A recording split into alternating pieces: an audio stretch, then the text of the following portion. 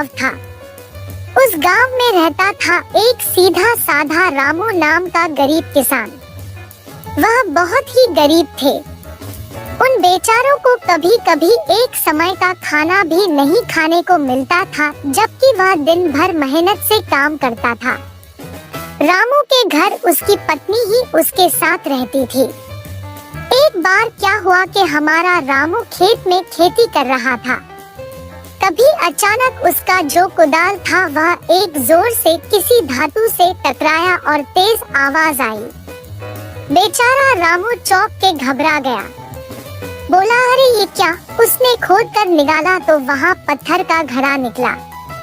खाली घड़ा और फूटी किस्मत। रामू सोचने लगा कि आखिर इस घड़े का मैं क्या करूँगा। उसने यह सोचकर घड़े को सेब के पेड़ के नीचे रख दिया। उसे वह रख रामू अपना खेती करने लगा। फिर दोपहर के समय वह अपना खाना लेकर सेब के पेड़ के नीचे खाने आ गया। भूखा थका रामू अचानक घड़े में देखता है तो यह क्या? घड़ा सेब से भरा था। उसने सोचा कि अरे इस खाली घड़े में सेब कौन भर गया। खैर ज्यादा न सोचते हुए रामू सेब निकाल कर खाने लगा और फिर घड़ा रख दिया। वह अभी सेब खा ही रहा था कि तभी एक और सेब घड़े में गिर जाता। फिर से पूरा घड़ा सेब से भर जाता है। घबराया रामू पूरी तरह हैरान हो गया, लेकिन तुरंत ही समझा गया कि ये कोई ऐसा वैसा घड़ा नहीं, बल्कि निश्चित ही कोई जादुई घड़ा है। फिर कुछ विचार करके रामू घड़े को लेकर अपने घर ले जाता है। पत्नी पूछती है तो घर आकर रामू उसे जादुई घड़े के बारे में बताता है।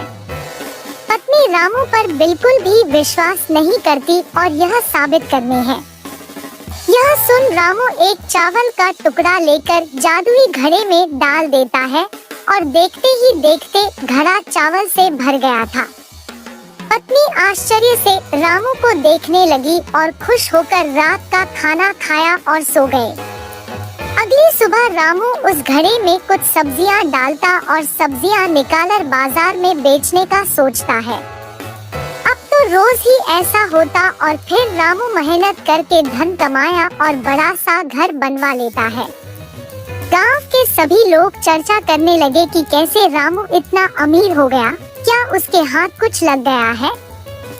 गांव में खूब माहिर दो चोर थे और एक दिन इन चोरों को पता चला तो दोनों चोर दिन के समय रामू के घर जाकर छुप के देखने लगे। उन्होंने देखा कि रामू घड़े में एक सब्जी डालता तो जादुई घड़ा बहुत सी सब्जी से पूरा भर जाता। दोनों चोर बहुत खुश होते हुए चोरी करने का योजना बनाते हैं। चोर योजना के अनुसार आधी रात के समय रामू के घर घुस गए और वहां रखा जादुई घड़ा चोरी करके अपने घर आ गए। एक चोर जादुई घड़ा को परखने के लिए उसमें एक सिक्का डाल देता है। हमेशा की तरह एक सिक्का बहुत सारे सोने के सिक्के बन गया। लालच बुरी बाला, दोनों एक दूसरे से जादुई घड़ा छीनने लगे और झगड़े में दोनों के हाथों से जादुई घड़ा गिरकर टूट गया और सोना भी गायब हो गया।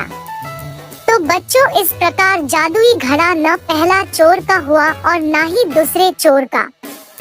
दोनों हाथ धो बैठे।